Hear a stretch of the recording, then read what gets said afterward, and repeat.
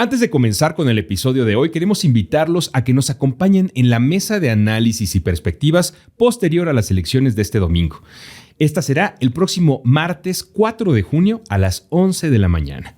Sigan todas nuestras redes sociales para la información sobre esta interesante mesa de análisis. Y ahora sí, vamos con el análisis viva de esta semana. Análisis Viva.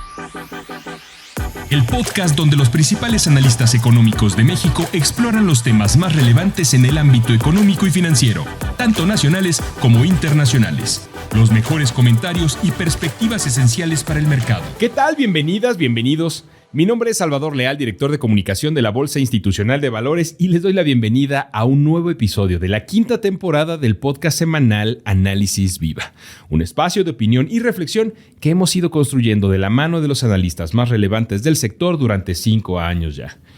No olviden seguirnos en todas nuestras redes sociales para mantenerse al tanto de los datos más importantes en los mercados de nuestro país. El día de hoy le damos la bienvenida a nuestra invitada. Ella es Delia Paredes, socia de Transeconomics. Delia, qué gusto tenerte de nueva cuenta con nosotros en este Análisis Viva.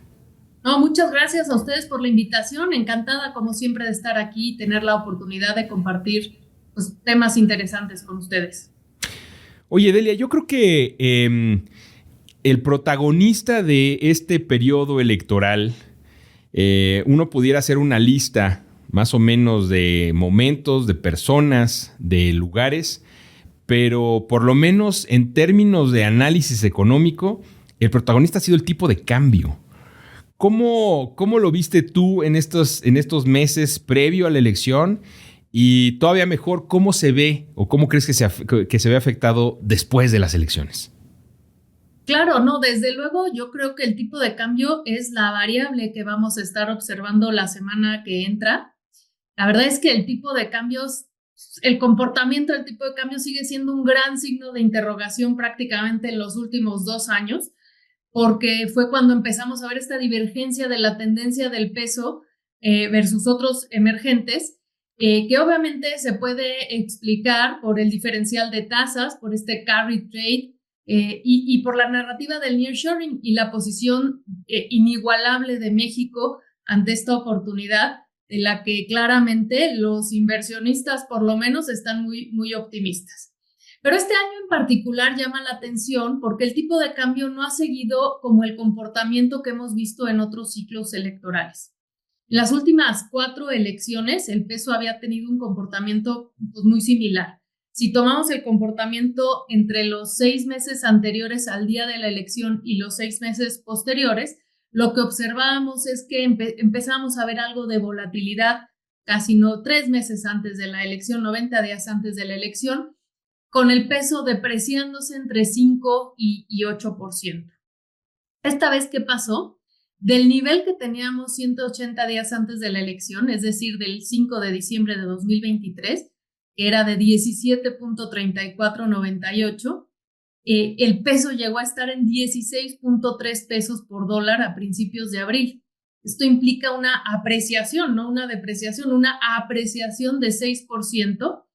Y sí es cierto que a partir de entonces se empezaron a borrar un poco las ganancias, pero el tipo de cambio hoy todavía observa una ganancia de 2,5% con respecto del nivel que tenía hace 6 meses, con todo y que ayer pues hubo todas estas noticias de que había roto su promedio móvil de los últimos 50 días y llegó en un momento de la sesión a tocar 17, pero ya lo tenemos de regreso en 16.9.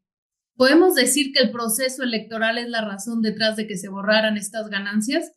La verdad, no, por lo menos hasta esta semana, ¿no? A partir de abril lo que vimos fue esta ligera depreciación, algunos días por arriba de 17, pero la verdad es que se ha consolidado entre los 16.5 y los 17 pesos por dólar, básicamente derivado por 2 razones. Uno, el ajuste que ha habido en las expectativas en torno a la fecha en el que la Fed puede iniciar en la baja de tasas.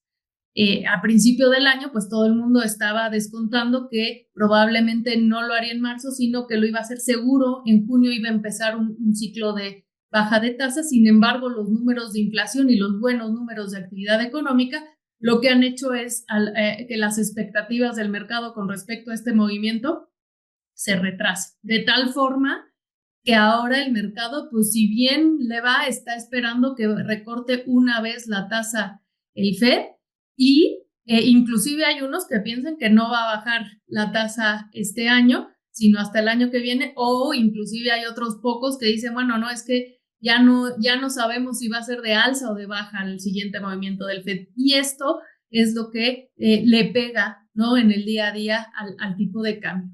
Y el otro factor es la racha esta de elevado riesgo geopolítico que vimos en abril, los ataques de Irak, todo el conflicto en el Medio Oriente es lo que eventualmente explicó este salto que dio el tipo de cambio. Esta semana el peso mexicano está entre las monedas emergentes más depreciadas, obedeciendo nuevamente a los ajustes en la expectativa sobre lo que va a hacer la Reserva Federal con su tasa de interés, así como pues una demanda de dólares por parte de las empresas por ser fin de mes y pues obviamente cautela de cara a las elecciones. ¿Qué va a pasar después de las elecciones? Otra vez, si recurrimos a lo que ha pasado en los últimos cuatro ciclos electorales, en 3 de los 4 episodios anteriores, lo que observamos es al tipo de cambio que se regresa a los niveles observados 6 meses antes o inclusive por debajo de este nivel. El único periodo en el que no pasó esto fue en 2006, cuando la divisa se mantuvo por encima de este nivel y fue precisamente porque el Tribunal Federal Electoral tardó un par de meses todavía en entregarle a Felipe Calderón su constancia de presidente electo ante pues las dudas que había planteado el actual presidente López Obrador. ¿Se acuerdan del voto por voto y demás, no? Bueno, ¿qué va a pasar con el tipo de cambio la semana que entra? Bueno, lo más seguro es que quién sabe, ¿no? Esta es una respuesta no aceptable para los analistas económicos. No, oye, pero lo podemos cambiar a la respuesta que daría un economista. Depende, ¿no? Depende, exacto. Exactamente. Lo que sí podemos decir es que la probabilidad de que veamos volatilidad en la divisa es alta. Esa es, por lo menos algo podemos decir, es eso. ¿En qué dirección? Como bien dices, depende, ¿no? Los inversionistas, ¿qué es lo que van buscando? Ellos van buscando claridad y certeza hacia adelante. Y en este sentido, lo que va a ser importante es, pues, número 1, quién gane la elección y su discurso inicial. Los inversionistas van a estar atentos pues, a la confianza que genere la candidata ganadora, que esa es otra de las cosas que sí podemos decir, que va a ser una candidata ganadora en los mercados. Si hay un discurso que promete estabilidad, respeto por las instituciones y políticas favorables al crecimiento, se puede fortalecer la moneda. Por el contrario, un discurso que sugiera cambios radicales que no se ven, la verdad no se espera este tipo de discurso, confrontaciones políticas, pues se puede debilitar. La composición del Congreso también va a ser importante, ya que esto determina qué tan fuerte va a ser la posición de la candidata o de la nueva presidenta para implementar su agenda y obviamente pues si esta agenda es pro mercado o no es pro mercado, ¿sí? Claro. En tercer lugar, la legitimidad de la elección va a ser bien importante que cualquiera de las candidatas e inclusive el presidente pues acepten el resultado, porque esto pues genera una percepción de estabilidad y respeto por el proceso democrático. Ya les dije, la única vez que no se regresó fue cuando hubo pues cuestionamientos, ¿no? sobre qué era el resultado de la elección. Entonces, en este sentido, pues las declaraciones de los principales actores podrían tener un impacto sobre la percepción de riesgo político. Y bueno, obviamente también va a depender todo lo que pase pues en términos de los mercados globales, los datos económicos, etcétera. Claro. Justamente te quiero preguntar acerca de estos datos económicos que mencionas, particularmente los relacionados con Estados Unidos, pero antes estaba haciendo un ejercicio de memoria. Cuando decías los últimos 4 ciclos electorales anteriores, resulta que solo podemos irnos a 4 porque si nos vamos a un quinto periodo electoral, hay que recordar que en esos momentos el tipo de cambio era fijo, ¿no? Entonces, pues no tenía este nivel de natural, ¿no? de movimientos o de cambios que se podrían dar en términos electorales. Exactamente. Acuérdate que a la hora de tener un tipo de cambio flexible, esta se convierte en una variable que es como el colchón, donde los choques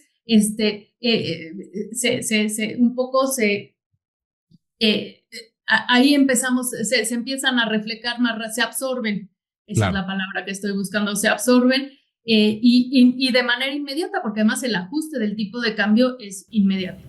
De acuerdo. Oye, ahora sí, pasemos justamente a estos datos económicos que platicábamos, particularmente a los de Estados Unidos, que tenemos bastante interesantes.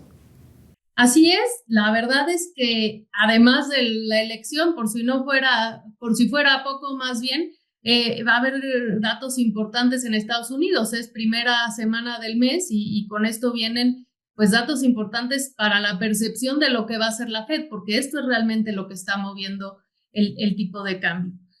Recordemos, actualmente, como ya dije, el mercado tiene descontado a la Reserva Federal un solo recorte de tasas.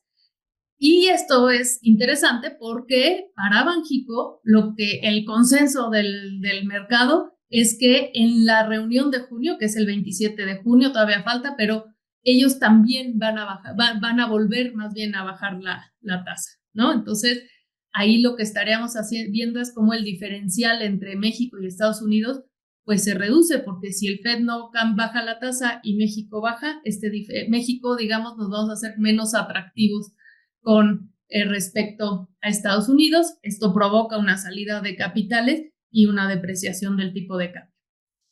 Pero bueno, en este contexto vamos a tener datos de inflación, la medida preferida del Fed en los próximos 7 días, el deflactor del gasto de consumo de abril, los ISM manufactureros y el de servicios, que esto nos dan un pulso de cómo va la economía. Ya hoy vimos que el PIB del primer trimestre pues creció un poquito menos de lo que se tenía previsto, de lo que se había ya estimado. Creció 1.3% en lugar del 1.6% que habían anunciado. Tenemos pues gasto en construcción, la balanza comercial en abril y desde luego pues el plato fuerte, que son los datos de empleo, empezando el miércoles con el empleo en el sector privado y el viernes pues con los datos duros del empleo, ¿no? La nómina no agrícola y demás. Y pues bueno, la próxima semana entonces, como ves, promete ser un periodo de volatilidad y pues también con eso se generan oportunidades, ¿no? Totalmente, vamos a estar muy atentos a ver qué es lo que sucede la próxima semana en términos de volatilidad en los mercados y en general en los datos que se estén dando durante las siguientes semanas. Delia, muchas gracias por habernos acompañado en este episodio de la 5ª temporada de Análisis Viva. Al contrario, muchas gracias por la invitación. Y porque recuerden que aunque no podemos predecir con exactitud qué sucederá, estar informados y preparados siempre permite navegar mejor un entorno de incertidumbre. Totalmente. Muchas gracias. Ella es Delia Paredes, socia de Transeconomics, y a ustedes muchas gracias también por escucharnos.